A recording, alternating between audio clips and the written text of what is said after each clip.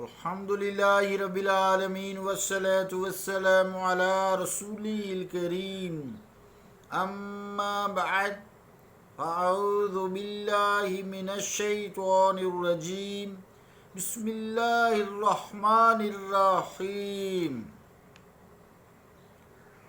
وعن عائشة قالت أن النبي صلى الله عليه وسلم خرج في غزاة فأخذت نمطا فسترته على الباب فلما قدم فراي النبط فجذبه حتى حتكه ثم قال ان اللہ لم یامرنا ان نقصب الحجارۃ والتین متفق علیہ صدق اللہ و صدق رسولہ الکریم۔ عزیزان گرامی قدر، السلام علیکم ورحمۃ اللہ وبرکاتہ۔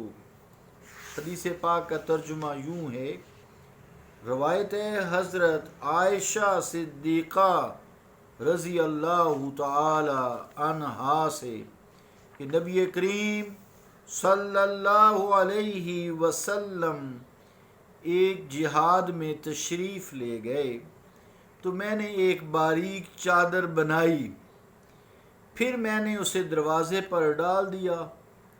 جب حضور علیہ الصلوۃ والسلام تشریف لائے تو چادر دیکھی تو اسے کھینچا حتیٰ کہ اسے پھاڑ دیا، پھر فرمایا کہ اللہ نے ہمیں یہ حکم نہیں دیا کہ ہم پتھروں اور مٹی کو پہنائیں۔ مسلم و بخاری۔ اللہ اور اس کے رسول کا قول سچا ہے۔ عزیزان گرامی قدر، نمط جو حدیث پاک میں لفظ استعمال ہوا ہے وہ ایسی باریک چادر کو کہتے ہیں جو بستر پر بچھائی جائے زیبائش و زینت کے لیے، اس کی جمع انمات ہے، یا دروازے پر کوئی باریک سا پردہ ڈال دینا زینت کے لیے، اسے نمات بولتے ہیں، جمع ہے، اور نمت واحد ہے۔ تو یعنی جو زینت کے لیے ہو، زیبائش کے لیے ہو، خوبصورتی کے لیے ہو، فیشن کے لیے ہو، پردے کے لیے نہ ہو۔ پردے کے لیے تو ڈال سکتے ہیں نا، جب جیسے گھروں میں کئی جگہ پہ دروازے نہیں ہوتے۔ اب جب حضور کریم علیہ الصلوۃ والسلام غزوہ پر گئے تو اس دوران جب تک جنگ ہوتی رہی آپ نے ایک باریک سی چادر بنا لی اور دروازے پر لٹکا دی۔ پھر آپ گھر میں جب غزوہ ہو گیا تو تشریف لائے تو پھر اس کو کھینچا اور پھاڑ دیا۔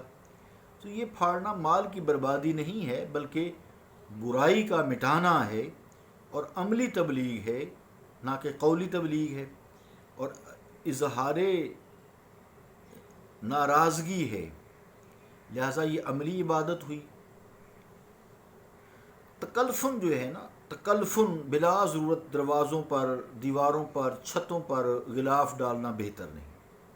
جیسے کھڑکیاں ہوتی ہیں، دھوپ آتی ہے، لوگ موٹے پردے ٹھیک ہے ڈالتے ہیں تاکہ ہیٹ نہ آئے، روشنی نہ آئے، اندھیرا رہے، سکون رہے، آواز نہ آئے، اس طرح ساؤنڈ پروف کمرے لوگ کر لیتے ہیں۔ کوئی ایسا جیسے تلاوت وغیرہ ہے تو ساؤنڈ پروف کمروں میں لوگ کرتے ہیں تاکہ آواز خوبصورت ہو قرآن مجید کی۔ تو بہرحال یہ بہت ساری چیزیں ہیں۔ تو ویسے ہی خام خواہ فیشن کے طور پر تکلفن دیواروں یا چھتوں پر پردے لٹکا دینا یا زیادہ اس طرح کی زیب و زبائش کرنا وہ منع ہے، اور چونکہ اہل بیت اطہار کی تو شان بڑی اعلیٰ ہے، اس لیے حضور کریم علیہ الصلوۃ والسلام نے اس سے بھی منع فرما دیا۔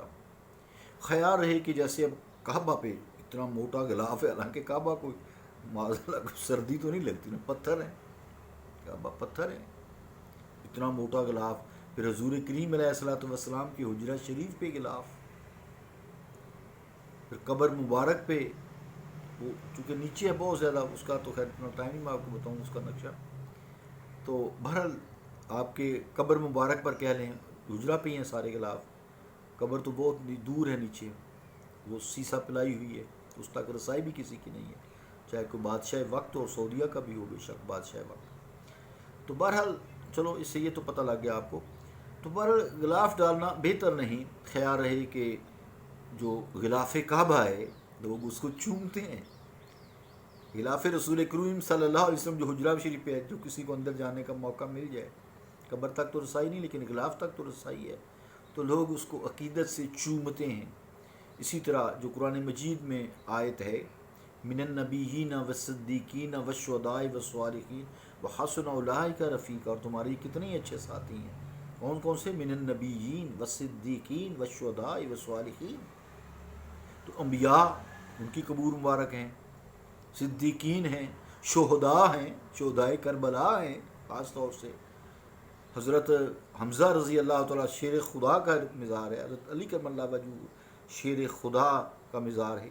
تو بہت سارے ایسے جگہ ہیں اولیاء اللہ ہیں، صالحین میں جن کا شمار ہے، من النبیین والصدیقین والشہداء، تو ان کے اوپر عقیدت سے لوگ احتراماً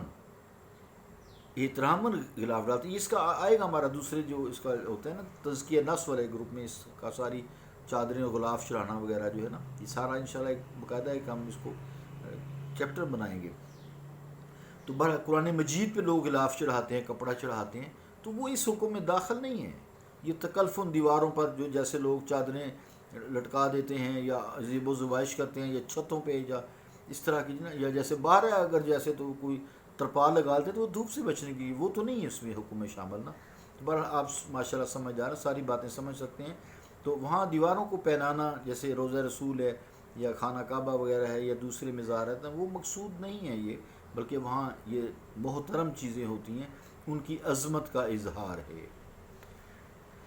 تو یہ شاعر اللہ بھی ہیں، اللہ کی نشانیاں بھی ہیں، یہ ساری چیزیں، رکن یمانی کو دیکھیں، انبیاء دیکھیں، سب اللہ کی نشانیاں ہیں، کعبہ اللہ کی نشانی ہے۔